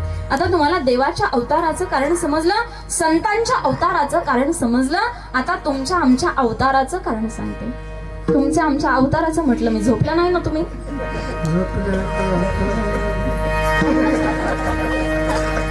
तुमचा आमचा अवतार नाही, तुमचा आमचा जन्म आहे. तुमच्या आमच्या जन्माला देखील आपल्या संस्कृतीने कारण सांगितलं बघा. तुमचा आमचा धर्म शिकवला. काय सांगितलं? आपला धर्म. आपली संस्कृती आपल्याला धर्म शिकवते. साने गुरुजींनी आपल्याला धर्म शिकवला. खरा तो एकची धर्म जगाचे माग कोरावे, असं सांगितलं का धर्म? खरा तो एकची धर्म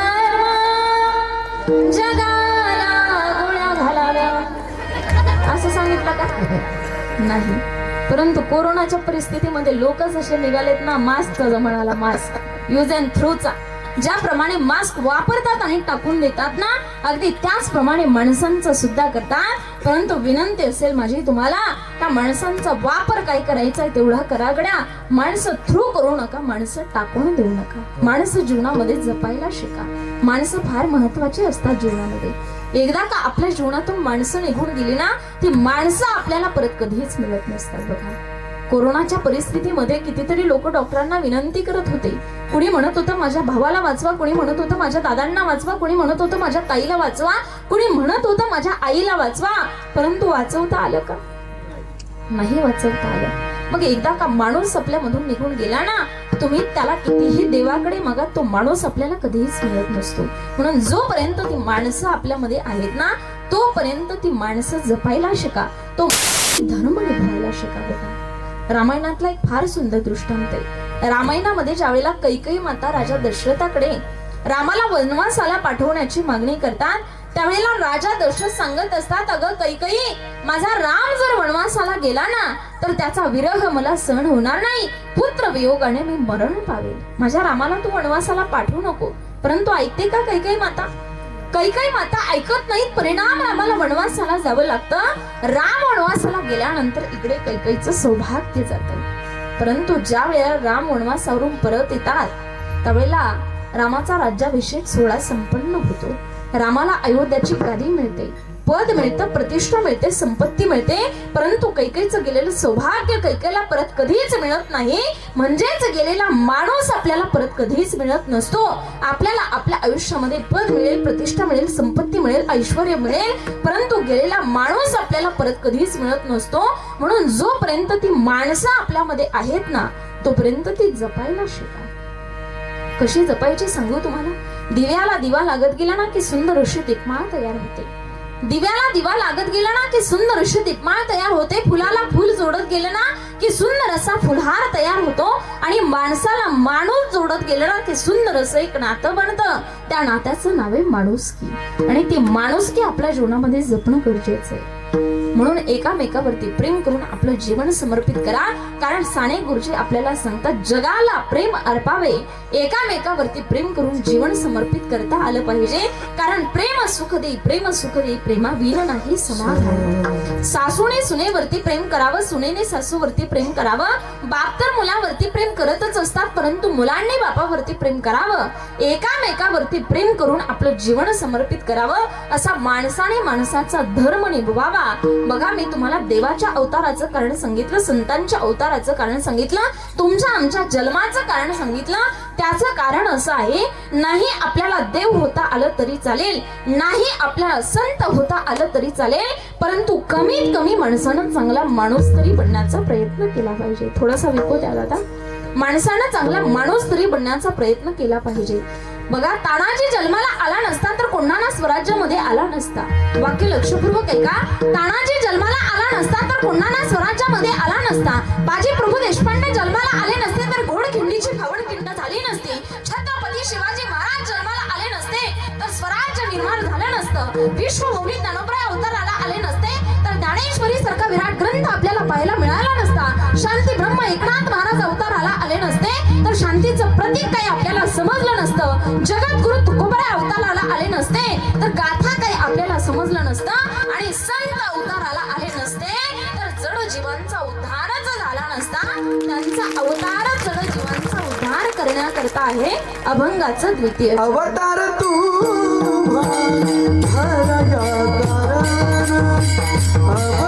तू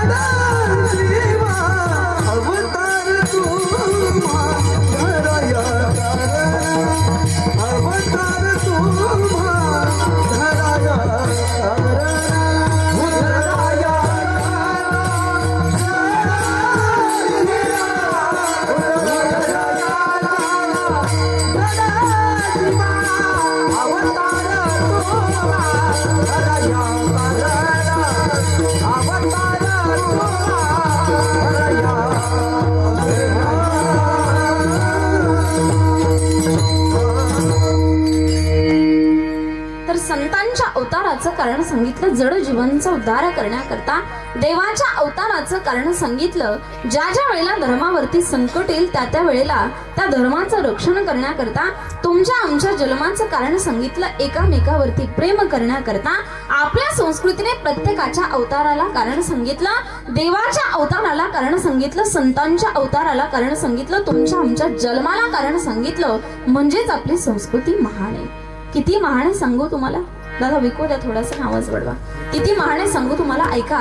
पतीला दृष्टी चूक नाही म्हणून स्वतःचे डोळे बांधून ठेवणारी गांधारी, पतीला दृष्टी चूक नाही म्हणून स्वतःचे डोळे बांधून ठेवणारी गांधारी, गांधारी समोर स्वतः भगवान श्रीकृष्ण उभे राहायचे. विश्वावर प्रेम करणारे भगवान गौतम बुद्ध उपाशी वृद्ध वाघिणीच्या तोंडात आपली मांडी देतात. संत नामदेव पुत्रात कुरडी पोळी खाईल म्हणून पाठीशी तुपाची वाटी घेऊन लावतात. झाड तोडणाऱ्या समोर तुळशीदास उभे राहतात आणि म्हणतात, माझ्या मानेवर घाव घालता सुंदर झाडावरती नको. धर्मासाठी राई राई एवढे तुकडे करून घेणारा शौर्यवीर संभाजी, स्वामी कार्यासाठी सर्वस्व वेचणारे खंडोजी बल्लाळ आणि शेतकऱ्याच्या मिरचीच्या देठालाही हात लावू नका, नाहीतर तुमचे हात कलम केले जातील, असे स्वतःच्या सैन्याला बजावणारे छत्रपती शिवाजीराजे भोसले. इतकी महान आपली संस्कृती आहे, इतका महान आपला देश आहे. त्या देशाचं वर्णन आपण एका शब्दात करू शकत नाही. किती महान आहे सांगू. एक बार गलती करे उसे इंसान कहते हैं, एक बार गलती करे उसे इंसान कहते हैं, दो बार गलती करे उसे हैवान कहते हैं, तीन बार गलती करे उसे शैतान कहते हैं, बार बार गलती करे उसे पाकिस्तान कहते हैं, और पाकिस्तान की हर गलती को माफ करे उसे हमारा देश हिंदुस्तान कहते हैं. इतका भारत देश आपला महान, त्या देशाचं वर्णन आपण एका शब्दात करू शकत नाही. आणि म्हणून मला असं वाटतं, आपलं भाग्य की आपण भारतात जन्माला आलो. भरतखंडे नरदेह प्राप्ती हे तो परम भाग्याची संपत्ती. आपलं भाग्य आहे की आपण भारतात जन्माला आलो, त्याहून मोठं भाग्य आहे की आपण महाराष्ट्राच्या मातीत जन्माला आलो. त्याहून मोठं भाग्य आहे की साधू संतांच्या पदस्पर्शानं पावन झालेल्या या महाराष्ट्राच्या मातीत जन्माला आलो. आणि त्याहून मोठं भाग्य आहे की साधू संतांच्या नंतर जन्माला आलो. आणि खरोखर तुमचं भाग्य आहे बरं का.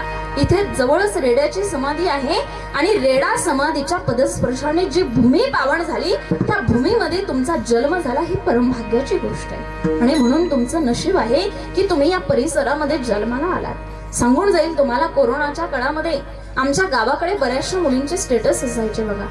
बऱ्याचशा मुली कोरोनाच्या काळामध्ये स्टेटस ठेवायच्या, नशीब लागतं कानगाव मध्ये जन्माला यायला.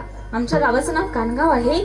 आणि त्या मुली स्टेटस ठेवायच्या, नशीब लागतं कानगाव मध्ये जन्माला यायला, आणि जे जन्माला येत नाहीत ना त्यांना देऊ दुसरी संधी देतो कानगावची सून व्हायला.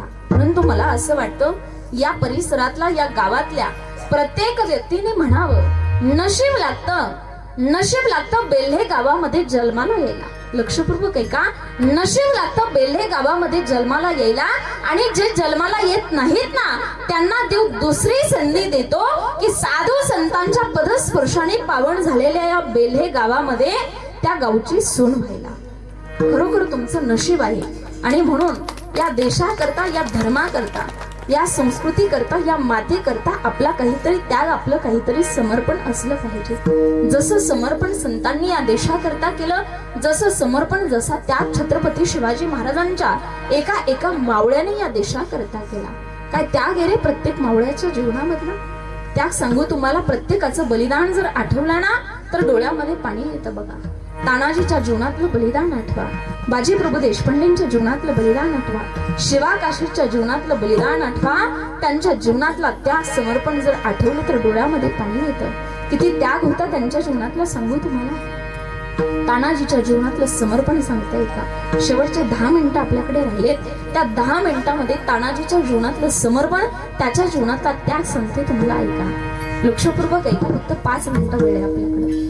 तर छत्रपती शिवाजी महाराजांनी जिजाऊ साहेबांना शब्द दिला होता, येत्या अष्टमीला कोढाण्यावरती भगवा फडकेल. येत्या अष्टमीला कोढाण्यावरती भगवा फडकेल शब्द दिला होता. आणि तितक्यात तानाजी मालुसरे, सूर्याजी आणि शेलार मामा येत आहेत. कशा करता येत आहेत माहिती नव्हतं. आणि मासाहेबांनी विचारलं, शोभा कशा करता येत आहेत, कशा करता येत आहेत म्हटल्यानंतर सांगितलं, माहिती नाही मासाहेब कशा करता येत आहेत. तितक्यात ते सदरेवरती येऊन पोहोचले. आणि सदरेवरती आल्यानंतर तानाजीने त्या ठिकाणी राजांनी विचारलं तानाला, ताना काय काम काढलं, कशा करता आलात, कशा करता आलात म्हटल्यानंतर तानाजीने सांगायला सुरुवात केली, हो राज, माझ्या लेकराचं राईबाचं लग्न काढलंय राजा, माझ्या लेकराचं राईबाचं लग्न काढलंय राजा आणि माझ्या लेकराच्या राईबाच्या लग्नाच्या अक्षता घेऊन आलोय राजा. तुम्हाला माझ्या लेकराच्या राईबाच्या लग्नाला यावं लागेल राजा. त्यावेळेला राजांनी विचारलं, ताना येणार की तुझ्या लेकराच्या राईबाच्या लग्नाला? अरे तुझं लेकरून माझं लेकरू काय वेगळं आहे का? येणार की राईबाच्या लग्नाला, परंतु हे तरी सांग राईबाचं लग्न कधी आहे?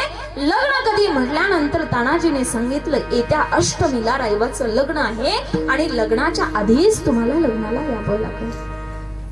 असं म्हटल्यानंतर राजे थोडेसे थबकले, राजे थोडेसे मागे सरकले आणि मागे सरकल्यानंतर राजांनी सांगितलं, येताना अरे नाही रे जमायचं लग्नाला यायला. का नाही जमायचं राजा? आताच म्हणालात की तुझं लेकरू माझं लेकरू काही वेगळं आहे का? आणि आता म्हणता नाही जमायचं. का नाही जमायचं राजा? कारण तरी सांगा, का नाही जमायचं लग्नाला यायला?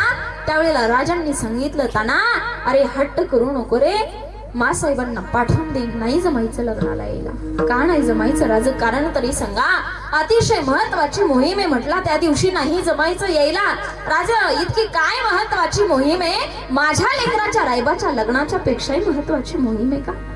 त्यावेळेला राजांनी सांगितलं, येताना अरे जिजाऊ मासाहेबांना शब्द दिलाय रे, येत्या अष्टमीला कोंढाण्यावरती भगवा फडकेल आणि हा स्वराज्याच्या छत्रपतींनी दिलेला शब्द आहे. म्हटले शब्द मोडता येणार नाही, शब्द मोडता येणार नाही. म्हटल्यानंतर राजांनी त्या ठिकाणी तानाने सांगितलं, ओ राज असं नाही का जमायचं?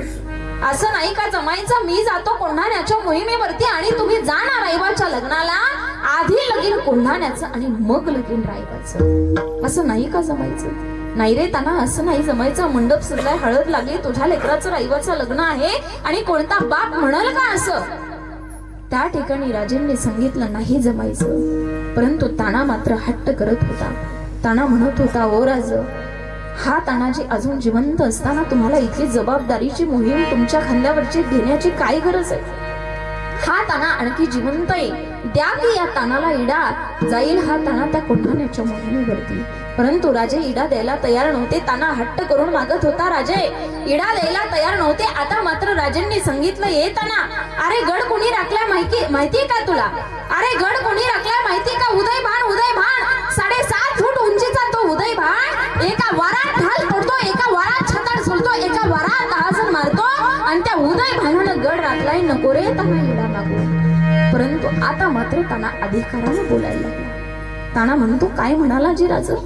आज या तानाचा वार त्या उदय भानाच्या देहावर आणि त्या उदय भानाचा वार या तानाच्या देहावर आणि या तानाचा देह पडलाच खाली तर या तानाच्या देहाला मिठी मारायला येणार का जे राज? शेवटची मिठी मारायची होती म्हणून परत आलो. कडकडून राजेंना मिठी मारली तानाने. ओ राजा ऐका ना, जोपर्यंत गवताची गंज पेटणार नाही आणि त्या कोंढाण्याच्या बुरुजावरती भगवा फडकताना पाहणार नाही ना, तोपर्यंत हा ताना त्याच्या देहातला प्राण सोडणार नाही राजा.